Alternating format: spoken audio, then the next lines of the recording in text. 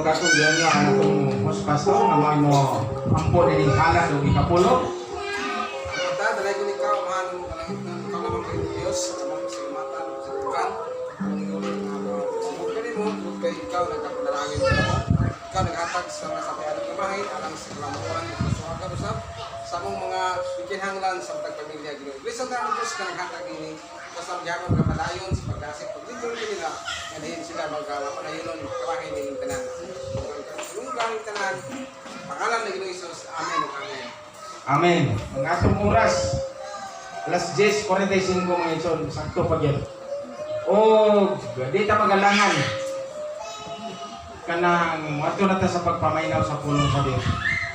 Kaya na, akong nahinumduman mga ison, nga, naghisgot si JR ug may tungod sa katong 666 nga may tungod sa kaning kanitong literal.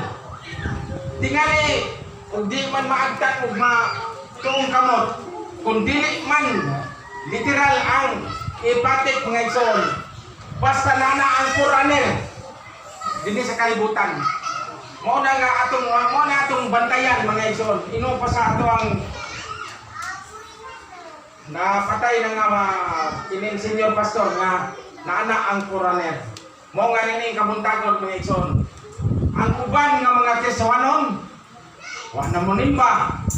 Gahi pero moabot ang panahon mga ison nga mapurga.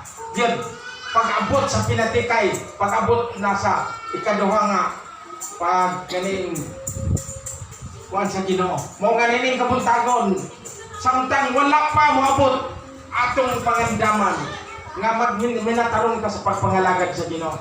Mo nga nini kabuntagon, maminaw ta sa pulong sa Dios atong ihatag na sa atong pastor.